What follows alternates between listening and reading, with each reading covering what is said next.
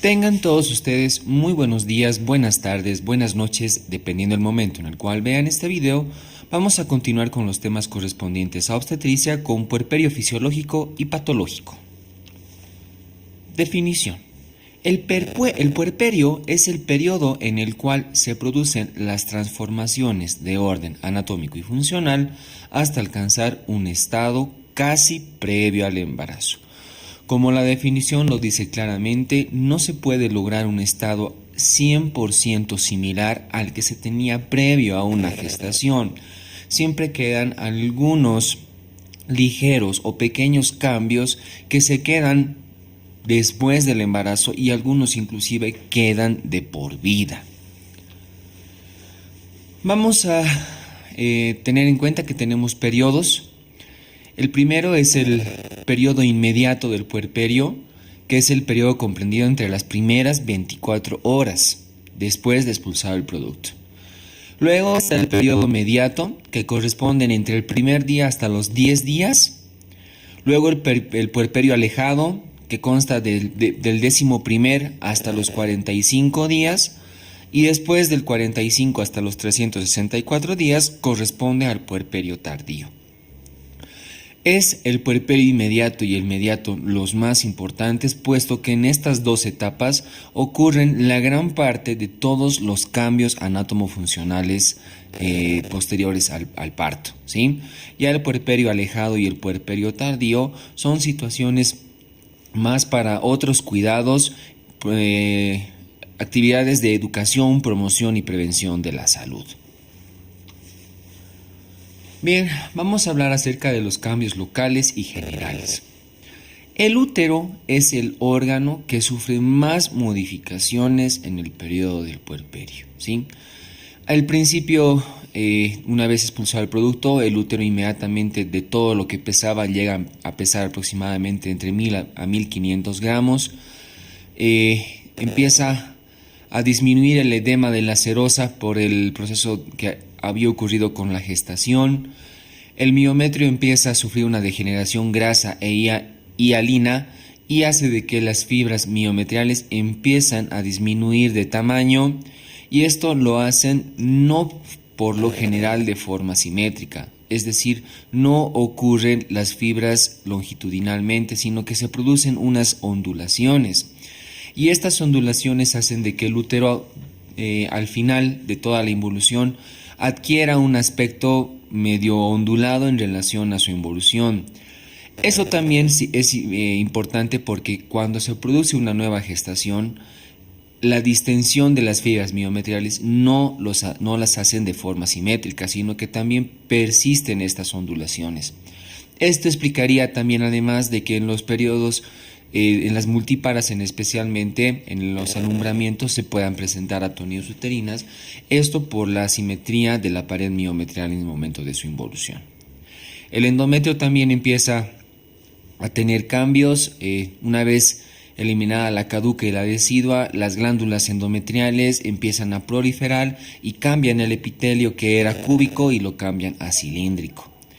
El segmento inferior igual empieza a regresionar, mas como se había elongado en el momento del trabajo de parto, inicialmente queda en forma de plegamiento como un acordeón.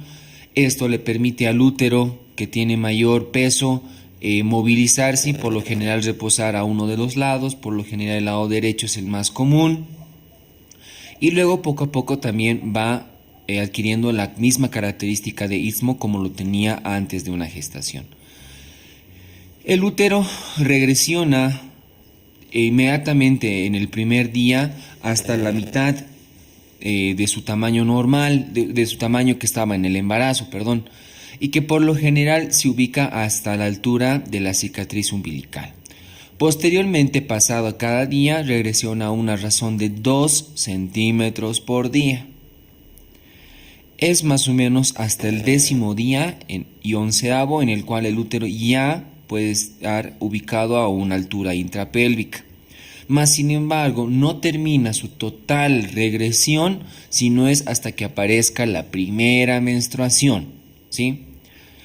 El cuello uterino permanece dilatado hasta el tercer, cuarto día después de la expulsión del producto, luego se cierra y luego empieza a adquirir la característica normal como tenía antes de la gestación.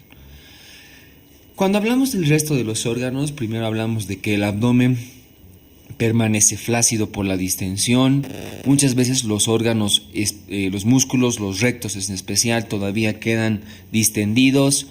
Y si es más, lo pidiéramos a la paciente que haga una maniobra de Valsalva, podríamos ver cómo los rectos ligeramente se distienden. A esto se le llama diátesis de los rectos. Los demás órganos genitales, como la vulva, vagina, empiezan a disminuir el edema que se ha producido por la expulsión del producto.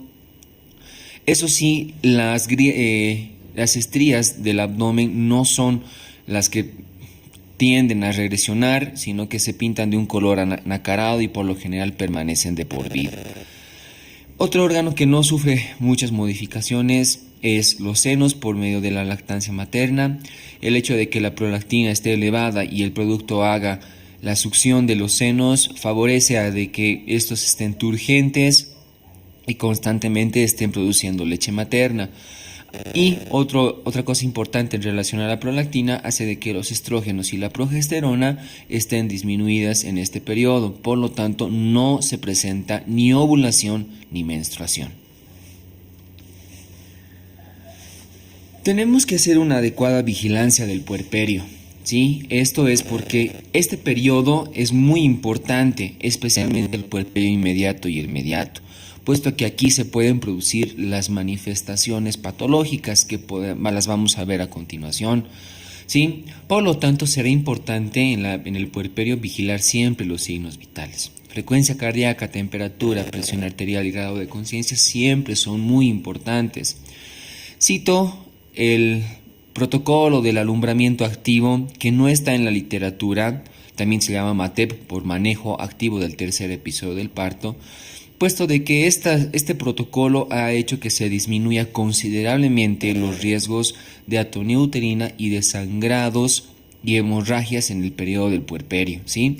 Consiste en la administración de oxitocina, la tracción controlada del cordón umbilical y los masajes en fondo del útero, ¿sí? Estas tres medidas han disminuido considerablemente la tasa de hemorragia puerperal, ¿sí?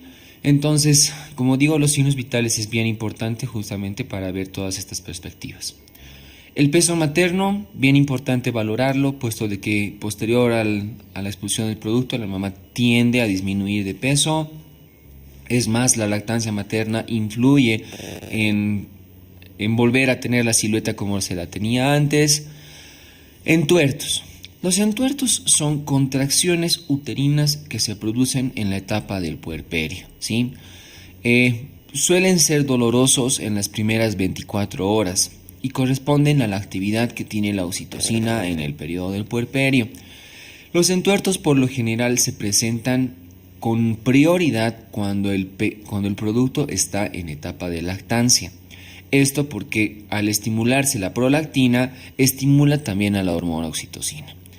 Por lo general, después del primer día se pueden tornar ya no dolorosos y la mamá los tiende a sentir hasta el tercer y cuarto día como máximo. Después ya no se presenta o la mamá ya nos refiere la presencia de dichos entuertos.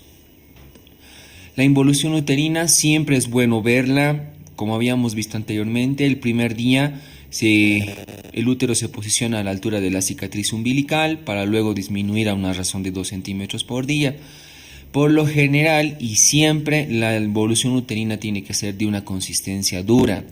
El que nosotros palpemos una consistencia blanda no es normal. Puede ser que por dentro haya hemorragia, puede haber el proceso de infección, puede haber involución inadecuada y siempre se requerirá al masaje o investigar cuáles son las probables causas.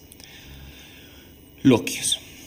El conjunto de el exudado que se presenta por la herida de la placenta, la caduca, glóbulos rojos, glóbulos blancos y algunas células del vérmix fetal componen los denominados loquios. Por lo general es un exudado que se presenta transvaginal, se evidencia siempre por la vulva y que dependiendo de los días otorgará una perspectiva. Inmediatamente y hasta el tercer día se presentan los loquios sanguinolentos. Esto porque están compuestos en su gran mayoría por glóbulos rojos, ¿sí? Luego empiezan a cicatrizar este tejido y empieza a proliferar los glóbulos blancos, ¿sí? Y la caduca también y el exudado se hacen más predominantes. Por lo tanto, tendrán una perspectiva de loquios rosados que se presentan en el tercer a cuarto día. Pero es a partir del séptimo día en la que la cantidad de glóbulos rojos, glóbulos blancos disminuye muy considerablemente y solamente se presentan los exudados y las células de descamación del útero. Por lo tanto, se denominan loquios serosos. Estas son las características normales. Por lo general, el promedio de la literatura habla de que los loquios tienen un promedio de 15 días para eliminarse y que estos tienen que tener este tipo de característica. Encontrar loquios fétidos y achocolatados sería algún procedimiento patológico. Caso clínico. Paciente de 37 años de edad con antecedente parto en centro de salud hace 2 semanas. Hace 10 días se presentan alzas térmicas no cuantificadas, dolor abdominal de tipo pungitivo y cólico de moderada a severa intensidad. Al examen físico destaca facies álgida, piel y mucosas pálidas y deshidratadas, taquicardia y fiebre de 39.6 grados centígrados, signo de rebote en fosa ilíaca izquierda, la palpación, loquios achocolatados y fétidos.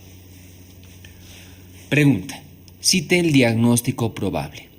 Cervicitis crónica, endometritis, pelviperitonitis, apendicitis o sobreparto por tocar agua. Infección puerperal.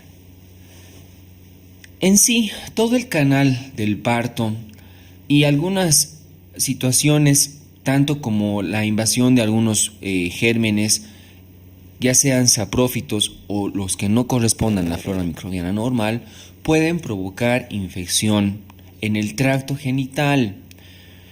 Gran parte de todas estas infecciones por lo general son benévolas, muy pocas evolucionan siempre a un grado severo y tenemos que tener en cuenta de que pueden, más sin embargo, llevar hasta un grado de sepsis puerperal. Muy pocas veces, la literatura inclusive no habla mucho de la referencia de que exista la palabra sepsis puerperal como tal, puesto que es una evolución de todos los trastornos que vamos a ver a continuación. Al hablar de gérmenes tenemos que hablar que pueden ser tanto gérmenes aerobios como anaerobios los que pueden invadir el tracto genital. Dentro de los aerobios tenemos a los estreptococos, estafilococos, Neisseria, gonorrea, enterococos, protus, klebsiella. Y dentro de los anaerobios tendremos a los Clostridium perfringens, Clostridium noci, Clostridium septicum, Peptococos, Peptostreptococos, bacterias del complejo GAM, como ser Gardnerella, Actinomyces y Mobiluncus, y Chlamydia trachomatis. Muy importante cito acá al Clostridium perfringens porque esta bacteria puede provocar el síndrome icteroazoémico de Mondor. Hay ciertos factores de riesgo que pueden conllevar a esta situación, ¿sí? El primero, evidentemente, es la ruptura prematura de membranas. El hecho de que se rompan las membranas pueden provocar que antes del trabajo de parto ya puedan ascender los microorganismos citados y ya puedan colonizar el útero, de modo que en el periodo del puerperio puedan manifestarse con mayor exacerbación. Las hemorragias. Las pacientes que sangran demasiado en el momento del parto y del puerperio tienden por lo general a estar pero muy factor de riesgo para presentar infecciones puerperales. Tactos vaginales a repetición o que estos no sean con situaciones de antisepsia correspondiente, deshidratación materna, trabajos de parto prolongado, es muy común en nuestro medio. Evidentemente los accidentes del canal del parto son una puerta de entrada para las infecciones. Bien, empezamos a hablar que la infección puerperal puede ser localizada, puede ser diseminada, ya sea por vía de continuidad o por vía linfática, o en el peor de los casos se puede diseminar por vía hematógena. Vamos a empezar con las infecciones puerperales localizadas. Los primeros que pueden presentarse son las vulvitis, vaginitis y cervicitis. La más frecuente, las vulvitis. Estas pueden ser por desgarros o por haber realizado episiotomías y estas puedan infectarse, ¿sí? Muy pocas veces se ven vaginitis, y la cervicitis igual son por desgarros del cuello uterino, más estas dos carecen un poco de implicancia clínica. Las vulvitis sí son las que se pueden infectar, puede haber dehiscencia de la episiorrafia, puede estar edematizada, se puede infectar, supurar, pero por lo general estas van bastante bien con tratamiento antibiótico y con medidas locales. Más sin embargo, si estas ascendieran o ya por los factores descritos anteriormente hay infección en endometrio, se produce endometritis. Esta es la forma más frecuente de infección puerperal que existe, porque debido a la evolución de la antibioticoterapia y de las medidas de higiene se ha disminuido considerablemente. La endometritis es un proceso en el cual la infección ha alcanzado el tejido endometrial, que por lo general obedece a infección en relación a la caduca y la decidua y la colonización de algunos microorganismos. Esta puede ser séptica cuando es de manera superficial, no toma el estrato basal, y por lo general los estreptococos y estafilococos pueden producir este tipo de infecciones, ¿sí? La gran mayoría no se caracteriza por la presencia de loquios fétidos. Si esta avanza, se vuelve en una endometritis pútrida, que ya toma la capa basal del endometrio y se extiende por lo general a parámetros más amplios del endometrio. Corresponde a una infección por colibacilos. Y ya aquí vamos a encontrar loquios fétidos y achocolatados. Si evoluciona, se presentará una endometritis parenquimatosa, en el cual ya puede tomar miometrio, y aquí ya los loquios serán desflecados con presencia de coágulos, con tejido necrótico y bastante fétidos y achocolatados. Pero si esto si evoluciona, puede presentarse una endometritis gangrenosa, en el cual ya toma hasta la serosa del útero, puede llegar a perforar el órgano, puede ser supurado hasta órganos vecinos, y por lo general ya aquí vamos a encontrar hasta parte de tejido en los loquios, ¿no? Es una variante bastante peligrosa. Esta por lo general es la que hace evolucionar a las otras vías que vamos a ver a continuación. Otra variante de la endometritis es el loquiometra. El loquiometra es la retención de los loquios en la cavidad endometrial, y por algún factor, puede ser por una estrechez del cuello uterino, mantienen en la cavidad endometrial, ¿sí? Esta es una variante también peligrosa, puesto de que muchas veces, al no tener en cuenta que hay loquios, estos muy rápidamente pueden diseminarse por vía de continuidad, como lo vamos a ver a continuación. Las pacientes que tienen infección puerperal localizada empiezan a tener alzas térmicas. Estas sí es un poquito más agudas. Entre el tercer a quinto día ya se presenta la elevación térmica, hay la presencia de taquicardia, dolor en hipogastrio, y evidentemente los loquios fétidos nos dan un parámetro muy importante para el diagnóstico.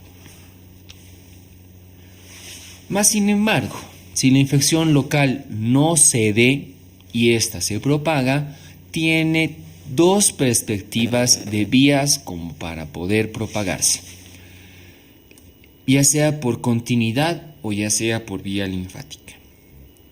Por continuidad tenemos al más representante la salpingo-ovaritis. Ya sea que los gérmenes asciendan, tenemos dos perspectivas para que se pueda producir salpingo-ovaritis, como ya habíamos visto, por continuidad, que por lo general obedece a las bacterias de gonorrea y clamidia. Pero también la puede hacer por vía linfática hacia la trompa. y son las demás bacterias que ya la habíamos visto, ¿sí? Toda la trompa se supura. Cuando este tipo de continuidad, o sea, por gonorrea, por lo general tiende a ser bilateral. Y para las otras bacterias, cuando la continuidad es por la diseminación es por vía linfática, por lo general suelen ser unilaterales. La trompa se edematiza, empieza a haber alzas térmicas a partir del 8º a 10º día y se puede apalpar un dolor muy exquisito en el lugar que esté afectado. Pero si esto no cede, se produce una pelviperitonitis, que ya sea por las dos formas que se haya propagado, este puede supurar y puede alterar todo el tejido de continuidad. Entonces, el dolor se va a presentar y la fiebre con más acentuación, ¿sí? Pero, si no cede, se puede producir una metritis, que es una variante exclusiva de la vía linfática. Cuando este se produce, el tejido miometrial es afectado, puede supurarse y debitar todo el tejido purulento hacia el parametrio. Y esta es la variante más importante, puesto de que una vez que se haya afectado el parametrio, puede tener dos vías. Si afecta la base del ligamento ancho, se denomina parametritis de la vaina hipogástrica. Pero si afecta todo el ligamento en sí, se llama parametritis del ligamento ancho.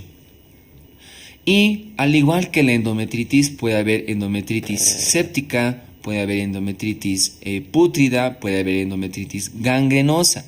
Esta es la variante más peligrosa, puesto que cuando es gangrenosa y perfora y supura, puede inclusive alterar otros órganos, como ser uréteres, vejiga, intestino, y el pronóstico es muy pero muy desfavorable. Y inclusive, si debita toda la cavidad peritoneal, podrá convertirse en una peritonitis. Que ya sean estos dos parámetros, el tratamiento de elección será inclusive quirúrgico. Este tipo de fiebres ya ocurren entre el 10º al 12º día. La forma de la fiebre es mediante una curva éctica. Podemos ver aquí es la forma de una curva éctica con picos, desciende, pico, desciende, pico, desciende. Esta es la forma de una fiebre de tipo éptica, ¿sí? Vamos a encontrar un dolor exquisito a la palpación de la fosa ilíaca afectada, va a haber taquicardia, puede haber deshidratación, inclusive puede haber pérdida de conciencia en los grados bastante severos. Tenemos una de las variantes muy peligrosas, que es la infección puerperal, que se propaga por vía hematógena. La herida placentaria es un lugar donde se presentan trombos debido a la coagulación que tiene que ocurrir en este aspecto.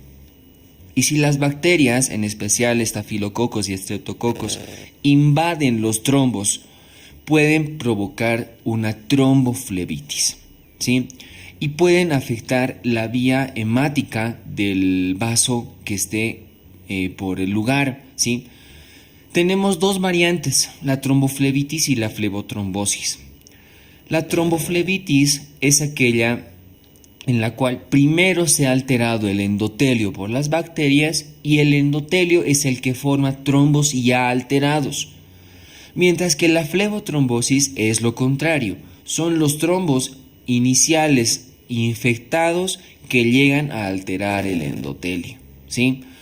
Entonces, este tipo de infecciones se caracterizan inicialmente por alzas térmicas, dolor, y no encontramos aparentemente una vía en la cual, como las anteriores, no encontramos loquios fétidos, sino que solamente hay la presencia de fiebre y de dolor. Si este evoluciona, se presenta la denominada flegmasia alba dolens, que es una invasión de la vía hemática, o sea, de la vena correspondiente en relación en su trayecto. Las más afectadas son las venas ilíacas y se presenta un aumento de volumen en el lugar afectado. Por lo general, los muslos son los que se afectan de manera inicial, con aumento de volumen, que antes se pensaba que era por edema simplemente de los trayectos venosos, mas sin embargo se ha demostrado que no, es por la obstrucción de la vía linfática que produce el edema de la extremidad. Se presenta un dolor y especialmente un dolor exquisito cuando se palpa la vía del trayecto venoso. Es un dolor bastante agudo y severo. Presenta coloración del cambio de piel, presenta alteración en la temperatura en relación a la extremidad correspondiente y por lo general siempre suelen ser proximales, pero eso no evita que avanzada la enfermedad pueda llegar a ser inclusive hasta extremos distales. Si no se hace tratamiento correspondiente, esta claramente puede evolucionar en una embolia, ¿no? Donde el trayecto pulmonar es el más afectado. Los trombos pueden desprenderse, pueden volverse en tamaño bastantes considerables y pueden afectar, como ya habíamos visto, pulmones e inclusive corazón. El tratamiento de elección para esta perspectiva es en base a anticoagulantes, vitamina K, analgésicos, antibiótico-terapia y lo más importante, la movilización. Ya vamos a tener en cuenta de que hay situaciones que tenemos que hacer más de prevención y una de estas es la movilización precoz, que la paciente se mueva para evitar éstasis venosa y que ésta pueda ser propicia para formar trombos y que estos se puedan infectar, es una medida bastante buena. Si la tromboflebitis no se trata, puede evolucionar a una septicemia puerperal, en el cual los trombos pueden hacer que la infección se disemine absolutamente a todo trayecto venoso y arterial, y este proceso por lo general es de desenlace fatal. Las pacientes llegan a fallecer inclusive en horas. Por lo tanto, recordemos el caso clínico del anterior paciente, una señora que tenía alzas térmicas, había signo de rebote en fosa ilíaca izquierda, había taquicardia, estaba deshidratada, estaba pálida. Cité el diagnóstico probable y en este caso era una pelviperitonitis. Cito nada más aquí a modo de comentario el sobreparto por tocar agua, porque en nuestro medio, lastimosamente, a las pacientes en etapa de puerperio no les dejan tocar agua ni para lavarse las manos. Y una medida justamente para que se produzcan las infecciones puerperales es el mal aseo de la zona genital, ¿sí? Entonces, en nuestro medio inclusive dicen, ¿no?, que cuando hay la presencia de fiebre, les da alzas térmicas, dolor, los loquios están fétidos, se llama sobreparto, y justamente eso es por tocar agua. Es un paradigma que creo que todos deberíamos coadyuvar a que se elimine. ¿Cuál es el tratamiento de las infecciones puerperales? Primero, hacer medidas de prevención, aseo genital, movilización precoz, que hagamos menos uso de tacto vaginal, que los tactos vaginales sean con medidas más antisépticas. Si hay procedimientos probablemente infecciosos, administración de antibióticos, son unas medidas bastante importantes. En cuanto al régimen de antibióticos, por lo general se utiliza triasociados, puede ser clindamicina más gentamicina, puede ser cefotaxima más gentamicina y añadir siempre el metronidazol, especialmente para las bacterias gram negativas. Y en algunos casos, como habíamos visto, cuando se supura y ocurren procesos con peritoneo, el tratamiento de elección será quirúrgico. Inclusive pueden llegar a hacer con histerectomía cuando el foco infeccioso es muy pero muy severo.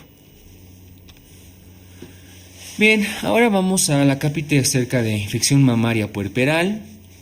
Es de baja frecuencia y que por lo general no evolucionan más allá de las grietas y las fisuras. Las grietas y las fisuras son procesos superficiales, ¿no? Las grietas inicialmente pasan y por lo general es debido a una mala técnica de lactancia materna, en el cual el producto, al tener mala condición para la lactancia, provoca unas ligeras grietas en el pezón. Estas pueden cicatrizar y si se sigue fomentando la lactancia, el producto retira la cicatriz y nuevamente empieza a sangrar. Y si no se hace un tratamiento correspondiente, este tiende a formarse en fisura. La fisura ya es una ligera puerta de entrada, es un poquito más profunda a pesar de ser superficial y puede abarcar gran parte del pezón o puede abarcar inclusive a partes de la areola. Y si esta no se trata, ya se va a producir una mastitis puerperal, que dependiendo su vía y dependiendo su diseminación van a ser intersticiales, galactoforitis o parenquimatosa. Intersticiales cuando toma todo el tejido de la areola, es un proceso en el cual llega no a cubrir los conductos galactóforos, ¿sí? La zona se vuelve rojiza, ya hay la presencia de dolor. Por lo general las mamás no quieren ya dar de lactar por el dolor que se presenta y si no se trata, evoluciona ahí a una galactoforitis, donde ya los conductos, por lo general inicialmente solo de un alveolo mamario, se llegan a infectar y ahí empieza a diseminarse la zona rojiza, ¿no? Hay la presencia ya de edema y si no se realiza el tratamiento evoluciona una mastitis parenquimatosa, en el cual ya toma los tejidos continuos, altera, puede ser otra o más alveolos y empieza a edematizarse. La paciente empieza con fiebre, alzas térmicas y el dolor se hace mucho más severo, el edema mucho más constante. Y si no se hace un tratamiento, empieza a supurar y se forma el absceso mamario, que muchas veces drena por el mismo pezón o algunas veces busca un orificio de salida. Y si no se hace tratamiento correspondiente, lo ideal es hacer un drenaje con tratamiento quirúrgico, ¿sí? El tratamiento de elección es en base a dicloxacilina. Cuando realizamos antibiótico terapia, la forma es de 500 miligramos vía oral cada 6 horas. Muchísimas gracias. Me despido con una frase de Paulo Coelho que dice: nadie está salvo de las derrotas, pero es mejor perder algunos combates en lucha de nuestros sueños que ser derrotados sin saber siquiera por qué se está luchando. Muchísimas gracias.